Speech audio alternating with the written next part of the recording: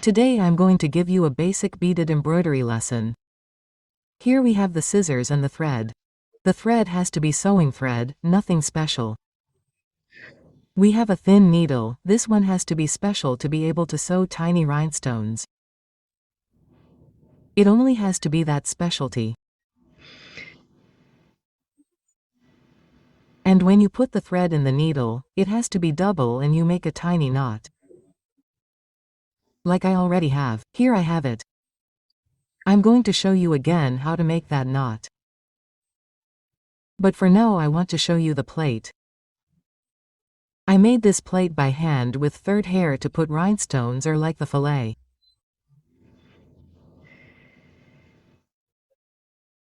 So now I'll show you the rhinestones separately. Here we have pearls. I have pearls in 2 sizes, but we're going to work with them.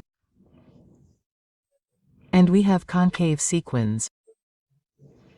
Let's see, I'll show you a darker sequin so that it shows up better in my hand.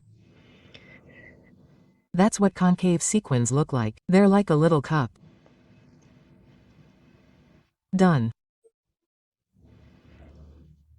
So, now that we have the sequins, I'm going to teach you how to work with sequins today.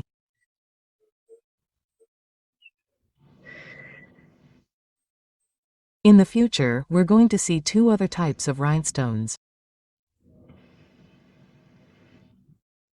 And I'm also going to show you this little flower in a later class, don't miss it. This little sequin flower. Okay, so let's move on to the fabric. The fabric you need has to be a thick fabric. This one, for example, is called Rosso Podessa. It's a fabric for party dresses, but you can work with a fabric that's as thick as blue jeans or denim. Here I have 2 marks that are made with a pencil. And what we have to do is start. As I told you, I'm going to show you how to make the knot again, and here I have the double thread. So, let's make the knot again so you can see how to make the knot that I want to show you. Just one turn around your finger and there we have our knot. So now we're going to tighten it, and that's the knot that you only need. Let's cut it flush here so that there are no fringes around. And that's it. Now we can start. I'm going to show you right now how to do the safety stitch. It's a stitch about 2 millimeters, more or less 2 millimeters. The knot is going to be on top, okay? Where we're going to put the rhinestones. But now we're going to do a second stitch. That's what the safety stitch is for, so that it stays in place properly. Now let's cover the knot with the rhinestones, and we're going to start with 2 pearls, 2 pieces. This is to make completely straight lines. Look what I'm doing. And now, yes, I'm going to insert the needle and I'm going to take it out between the 2.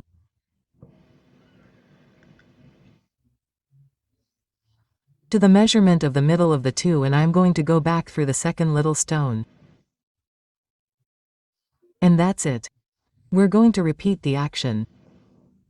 Now look how I place my fingers. My fingers are going to be the tension of the fabric. Okay. This way I can keep the fabric pressed between my fingers and I can keep the line marked so I can see what I'm doing. So, let's repeat the action. 2 beads and I'll go back halfway between the 2.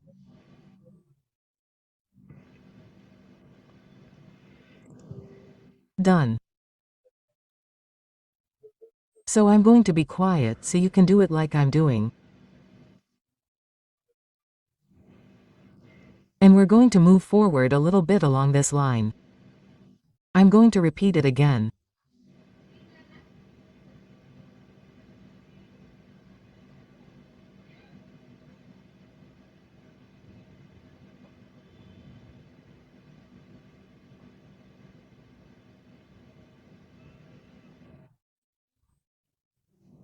And as I showed you, with my left hand I'm tensioning the fabric, I don't let go of the fabric, and every time I make a stitch I'm making a thread adjustment.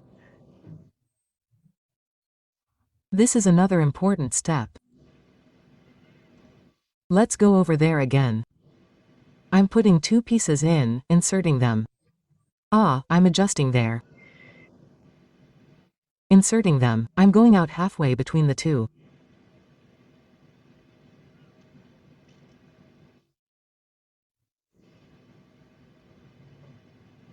I'm going back and I'm making a thread adjustment, and again and again and again.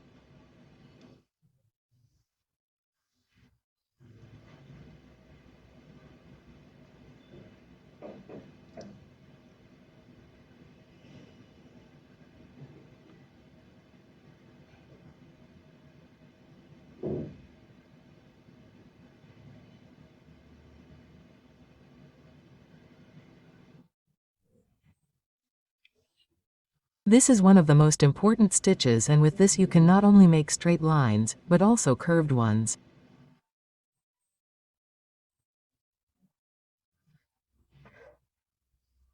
We're going to show you on the back here so you can see that it's even. The stitches have to be even because you're working with the size of the pieces. With this stitch, you can make not only pearls, but also seed beads, bugles, but I'm going to show you why you have to practice with each type of rhinestones.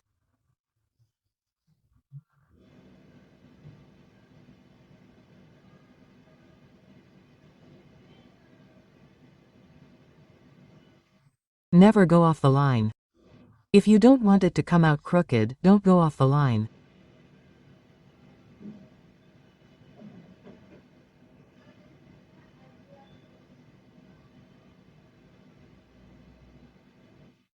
Now we'll go back to a smaller size and continue as if nothing happened. The size doesn't matter, what's important is the technique you're learning. Well, these are the same size, but later I'm going to put a smaller size so you can see that the sizes have nothing to do with each other. That's why you have to practice a lot.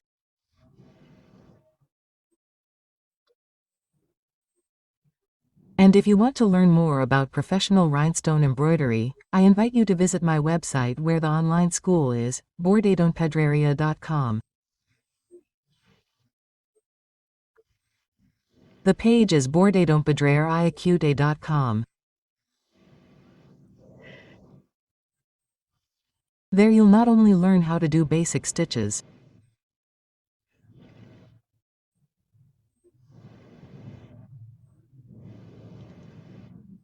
Here on YouTube I'm going to teach you basic stitches, but in my course I have other stitches that are a little more modern about basic stitches and a little more advanced embroidery.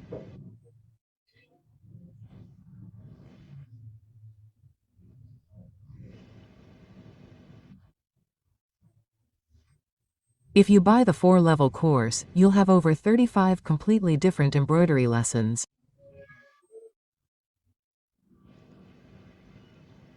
Very good. So, we've finished the small pearls, the medium pearls. This is what it looks like from the back. Very good. It's all even and straight. If it's crooked, well, there are other tricks, but right now I want to embroider with concave sequins.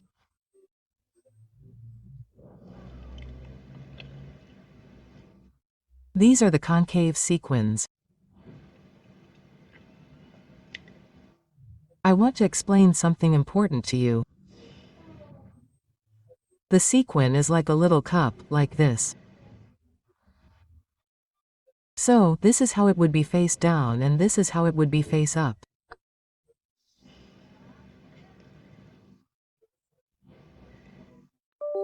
So, when we're going to work on making a sequin with scales, I'm going to put them all face down because that's how I'm going to insert them into the needle. Okay, let's do it.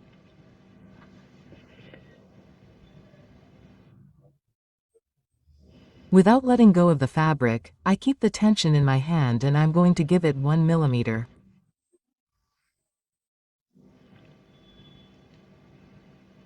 Let's do it again. I've already done several, but I want to show you again. I'm going to hold it looking upside down, I'm going to insert it into the thread, I'm going to take it to the base of the fabric and I'm going to make a 1 millimeter stitch.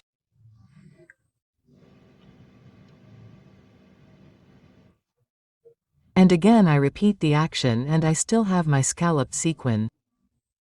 That's what the technique is called, scalloped sequin. Of course, you can not only make lines, but you can also make any type of filling.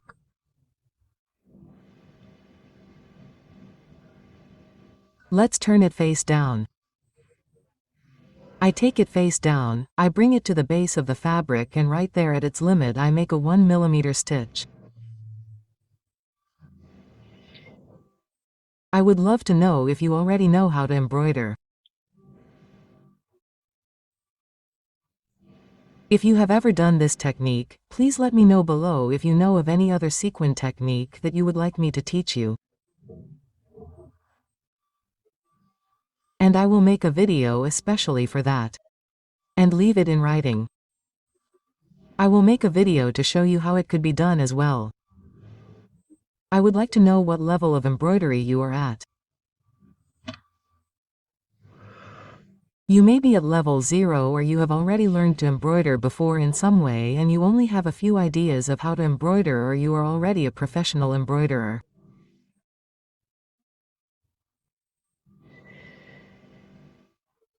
Well, I am very happy that you found me here. You know that if you want to learn professionally, I have the online school on the website embroidery.com.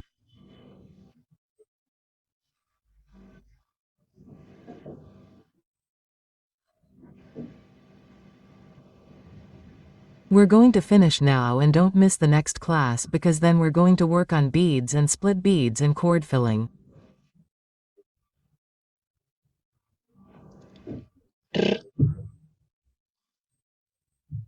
Please, don't miss the next class that I'm going to do is going to be on this one that I'm doing. Okay, we put the last one on. Now we're going to go back. Now I'm going to pass the thread to the back because I want to finish. So, what do I do when I want to finish? I pass the thread to the back and look, this is how your sample should look from the beginning. It doesn't matter if you've never sewn on a button. If you do, as I explain, it will work very well here. So now we have our thread underneath and so, what do we do? A safety stitch, like the safety stitch at the beginning. This is how we make our safety stitch at the end.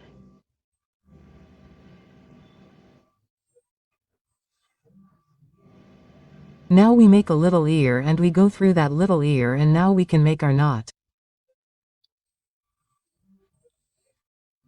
That's our final knot. We cut it flush and your embroidery should look this beautiful. If you can, send me photos. I have Telegram. Well, if you go to the website baradaempenedraria.com, there are all my connections so you can write to me or ask questions. And we have finished our lesson and I hope you liked it. Thank you.